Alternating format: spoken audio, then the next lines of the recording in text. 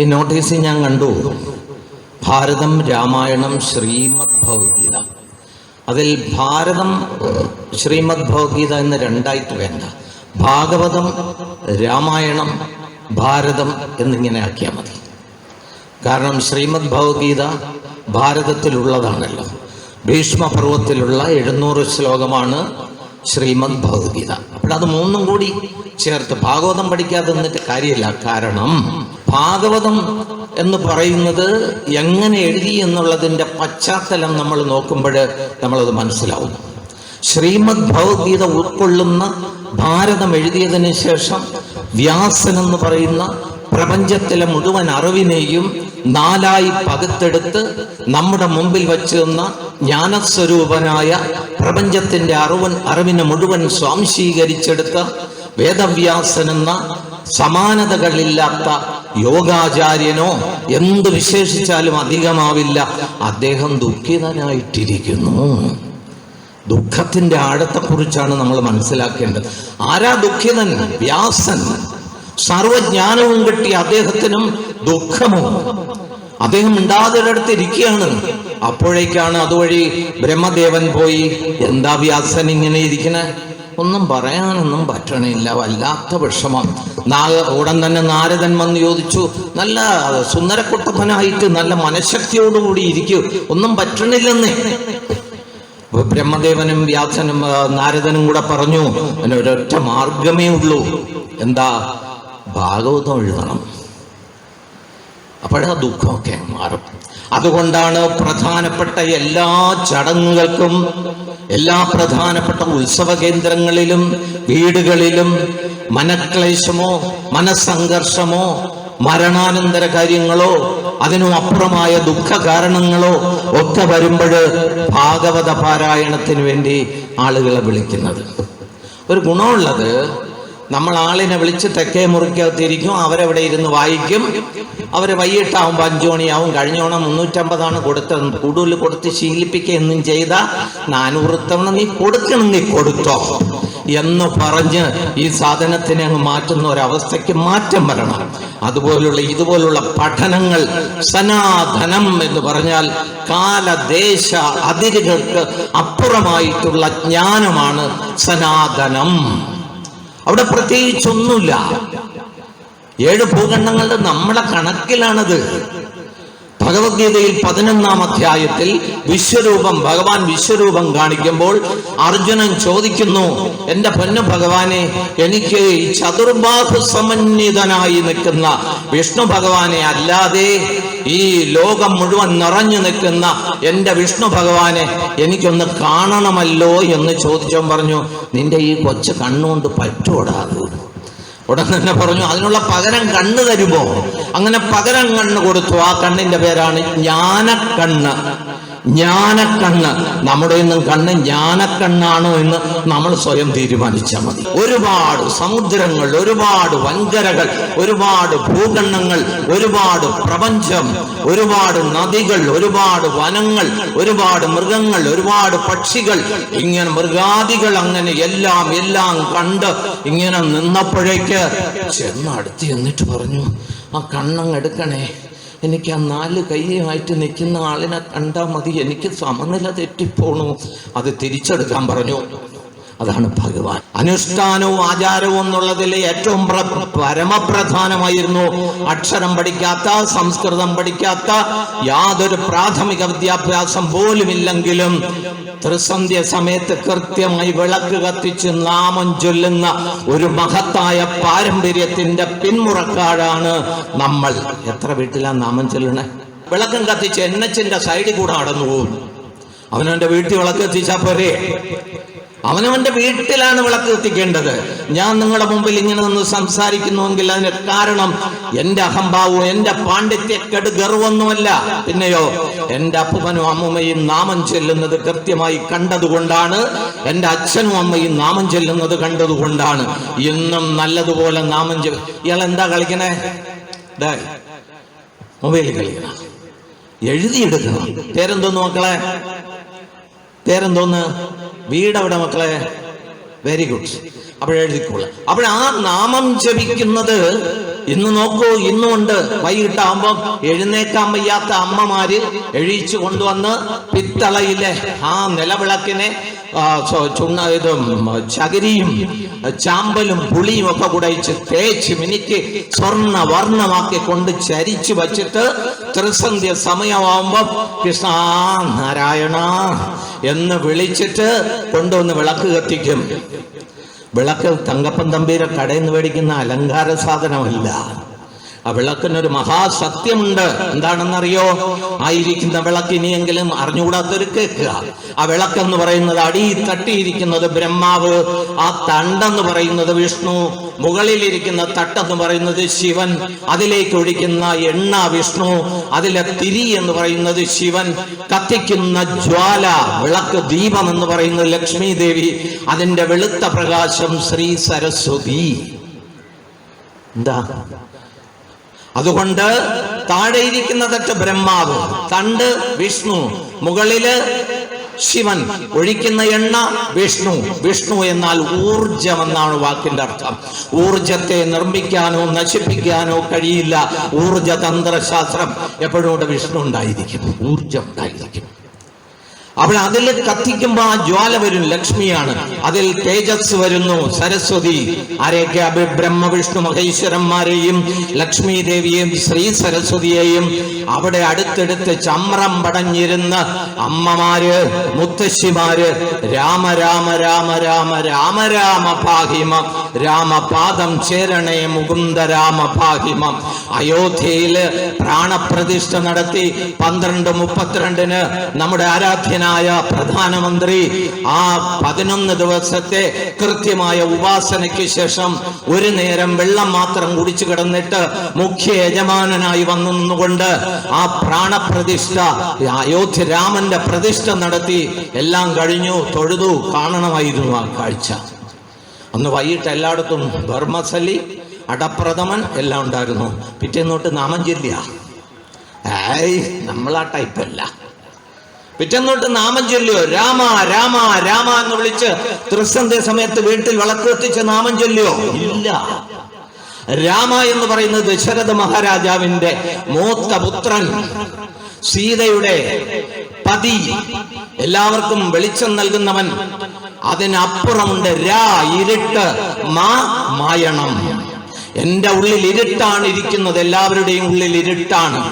കാമത്തിന്റെ, ക്രോധത്തിന്റെ, ലോഭത്തിന്റെ, മതത്തിന്റെ, മാത്സര്യത്തിന്റെ, അസൂയയുടെ, കുശുമ്പിന്റെ, കുന്നായ്മയുടെ ഇരുട്ടും നിറച്ചിട്ടാണ് പുതിയ പുതിയ വേഷാലങ്കാരത്തോടുകൂടി വലിയ കാറിൽ ഇങ്ങനെ ചാഞ്ഞ് ചരിഞ്ഞ് കിടന്നിട്ട് ഇങ്ങനെ പോകുമ്പോ ഭഗവാൻ തിരിഞ്ഞോലും നോക്കൂല. ഇത്തരം ആളുകളെ ഭഗവാൻ തിരിഞ്ഞു നോക്കുന്ന ആരാ? മുണ്ടിൽ പൊതിഞ്ഞ പുതിയ മുഖ്യമായ പുസ്തകവും കൊണ്ട് നാറുന്ന തുണിയും എടുത്തു ചെല്ലുന്ന കുചേലന്റെ കല്ല് നിറഞ്ഞ അവിലിനെ ചേർത്ത് പിടിച്ചിട്ട് വാരി വാരി തിന്നാൻ തുടങ്ങുമ്പോൾ ഒരു പിടി കഴിഞ്ഞപ്പം കയ്യിൽ പിടിച്ച് ലക്ഷ്മി ദേവി മാറ്റി നിർത്തിയപ്പോഴ് രാത്രി ആയപ്പോഴ് ആ കട്ടിലിൽ കൊണ്ട്, ശ്രീ കൃഷ്ണ ഭഗവാന്റെ കട്ടിലിൽ കൊണ്ട് കിടത്തി ആരെയാ? കുചേലനെ. ഞാൻ ഇവിടെ കിടക്കണേ, അയ്യോ പറ്റൂല. തന്റെ വസ്ത്രം ഏറ്റവും പുതിയതെടുത്ത് ഉടുക്കാൻ കൊടുത്തിട്ട് ഇത് ഉടുത്തിട്ട് കിടക്കണം. രാത്രി ആയപ്പം കുചേല എന്ത് ചെയ്യുന്നറിയോ? കുചേല അതെല്ലാം മാറ്റിയിട്ട് ആ പഴയ വസ്ത്രം എടുത്ത് ഉടുത്തിട്ട് അതേ കുചേലന് പറ്റൂ. പിറ്റേ ദിവസം പോകുമ്പോ നോക്കൂ, കാല് കഴുകി. ഭക്തനോട് ഭഗവാൻ കാണിക്കുന്ന സ്നേഹം, ആദരവ്, സംരക്ഷണം. നമ്മളൊരു കേറിയ മുണ്ടും നാറുന്ന മനുഷ്യനായി നമ്മളെ മുമ്പിലൂടെ വരുമ്പോ എനിക്കങ്ങ് ഒമിറ്റ് ചെയ്തടി. ഈ ഒമിറ്റ് ചെയ്തെന്ന് പറഞ്ഞ ആളിന്റെ ബാക്കി കാര്യം ഞാൻ പറയണില്ല. മനസ്സിൽ എനിക്കൊന്ന് ഒമിറ്റ് ചെയ്തു. ഒമിറ്റ് ചെയ്യില്ല. ഉള്ളിൽ ഈശ്വരനുണ്ടെങ്കിൽ അങ്ങനെ പാവപ്പെട്ടവനെ കാണുമ്പോ ഒമിറ്റ് ചെയ്യില്ല. കാരുണ്യമാണ് ഭക്തി, കാരുണ്യമാണ് ഭഗവാൻ. അതിനപ്പുറം ഒന്നുമില്ല. ആർക്കെങ്കിലും കാരുണ്യം ആരോടെങ്കിലും തോന്നുന്നുവെങ്കിൽ, ഇഷ്ടം പോലെ തോന്നുമെങ്കിൽ അയാളുടെ മനസ്സിൽ എന്തുണ്ട്? ഈശ്വരനുണ്ട് എന്നർത്ഥം. അവസാനം പിറ്റേ ദിവസം കുചേലം പോകുമ്പം ആ മുണ്ടും തുണിയൊക്കെ എടുത്ത് ഒന്നേന്ന് മണപ്പിച്ച്, ആ കൊടയെടുത്ത് മണപ്പിച്ച്, വടിയെടുത്ത് മണപ്പിച്ച്, കുചേലം പോട്ടാന്ന് ചോദിച്ചപ്പം കൃഷ്ണൻ നിന്ന് കരയും. പോണോ എന്ന് ചോദിച്ചു. അതാണ് സുഹൃത്ത് എന്ന് പറയുന്നത്. ഹൃദയത്തിന് പ്രകാശം നൽകുന്നവന്റെ പേരാണ് സുഹൃത്ത്. വില്ലിക്കടവിലിരിക്കുമ്പം പാരിപ്പള്ളി ബാറെ കൊണ്ടുവന്ന് വെറുതെ ഇരിക്കുമ്പം കുടിപ്പിച്ചു കൊണ്ടുവന്ന് ഇവിടെ കിടക്കുന്നവന്റെ പേര് സുഹൃത്ത് എന്നല്ല, ചതിയൻ എന്നാണ്. ഇന്ന് നടക്കുന്ന ബഹുഭൂരിപക്ഷം ആ ചതിയാണ്, ഒരു സംശയമുണ്ട. നല്ല ഡീസൻ്റ് ആയിട്ട് ഞാൻ ഇങ്ങനെ വെറും വായിലിരുന്നപ്പോൾ കൊണ്ടുപോയ അന്തസ്സായിട്ട് അവിടുത്തെ ഫുഡ് ഞാൻ അങ്ങനെ 2 കുപ്പി അങ്ങ് കുടിച്ച് വീട്ടിൽ ചെന്ന് ഇറങ്ങിയത് മാത്രമേ ഓർമ്മയുള്ളൂ. ഓർക്കണം, ഈ കുടിച്ചുകൊണ്ട് കയറുന്നവന്റെ വീട്ടിൽ നിന്റെ മക്കൾ വളരുന്നുണ്ട്. അവൻ നാളെ കുടിച്ചുകൊണ്ട് വരുമ്പോൾ നിനക്ക് ചോദിക്കാൻ പറ്റില്ല. ന്യൂ ഇയറിന് മേടിച്ച് ശേഖരിച്ചു വയ്ക്കും. കുടിക്കാൻ സാധനമുണ്ട്, നീഞ്ഞു വന്നാ മതി. ആറ്റിന്റെ കരയിരുന്ന് വെളുക്കുവോള കുടിക്കാം.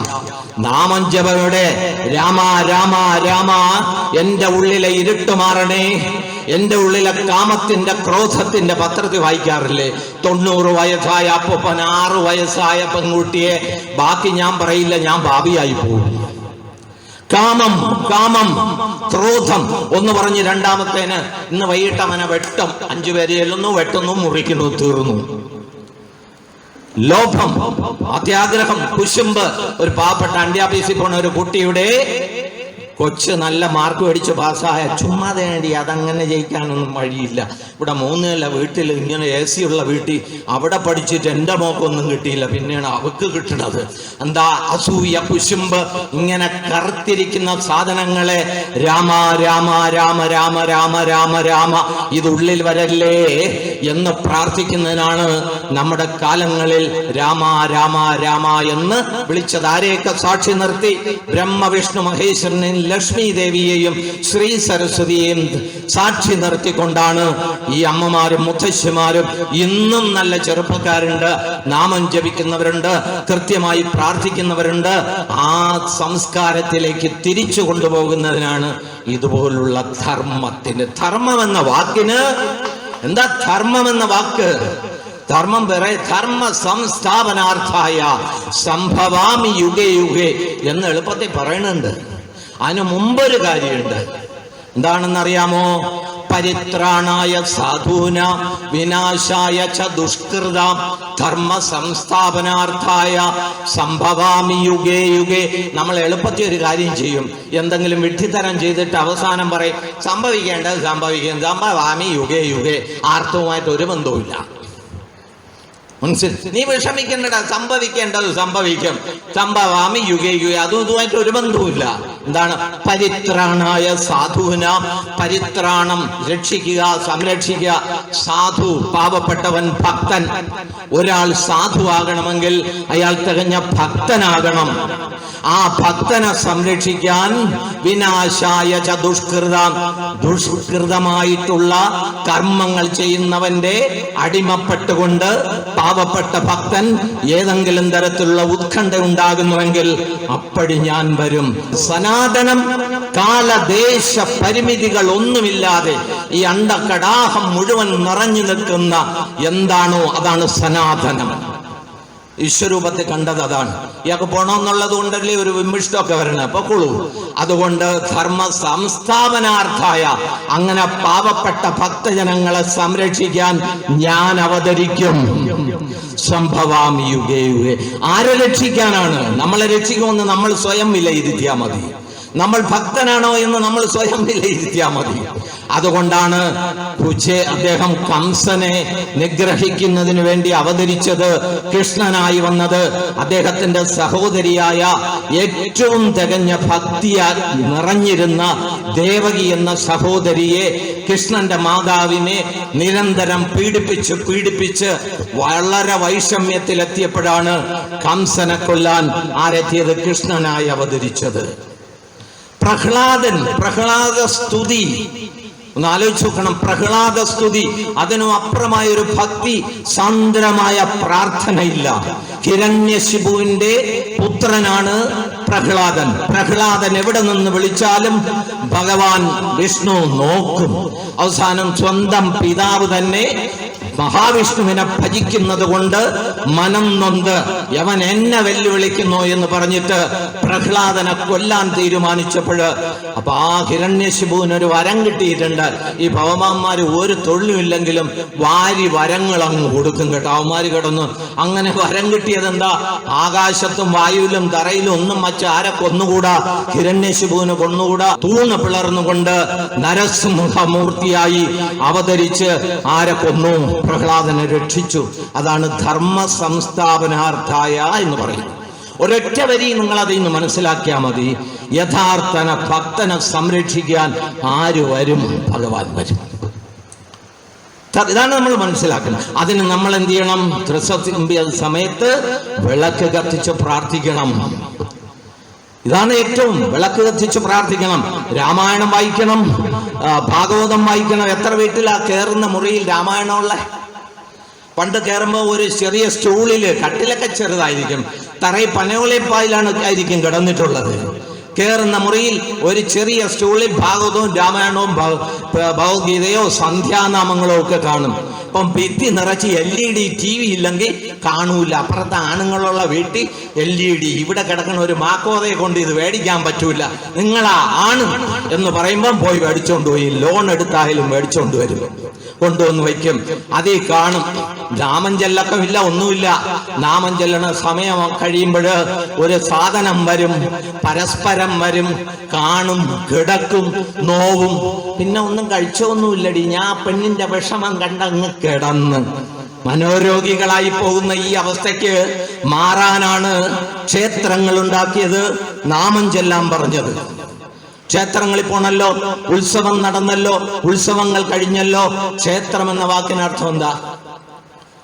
പറ. ക്ഷേത്രം എന്ന വാക്കിന് ക്ഷതമില്ലാത്ത ഊർജം കുടികൊള്ളുന്ന സ്ഥലമാണ് ക്ഷേത്രം. ഒരിക്കലും നശിക്കില്ല അവിടെ. ആ ക്ഷേത്രം ഒരിക്കലും നശിക്കാത്ത ഊർജമാണ്.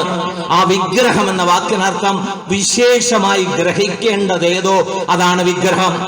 ആ വിഗ്രഹം ഇരിക്കുന്ന സ്ഥലവും ആ ചുറ്റുവട്ടവും ആത്യന്തികമായി നോക്കിയാൽ അത് മനുഷ്യൻ തന്നെയാണ്. ആ നെഞ്ചിനകത്ത്, നെഞ്ചിന്റെ സ്ഥാനത്താണ് വിഗ്രഹത്തിനെ പ്രാണപ്രതിഷ്ഠ ചെയ്യുക, വിഗ്രഹത്തിനെ പ്രതിഷ്ഠിച്ചു വയ്ക്കുക, ഷഠാധാര പ്രതിഷ്ഠ നടത്തുക. പറഞ്ഞ ഒരുപാടുണ്ട്, പെട്ടെന്ന് പറഞ്ഞു തീർക്കുകയാണ്. ആ ക്ഷേത്രത്തിൽ പ്രവേശിക്കുന്നതിന് വേണ്ടി താണ്ടി കൈ കൊടുക്കാതിരുന്ന ഒരു കുഴപ്പവും ഇല്ലല്ലേ. അതുകൊണ്ട് ആ ക്ഷേത്രത്തിൽ പ്രവേശിക്കുന്നതിന് മുമ്പ് ആചാരവിധിയുണ്ട്.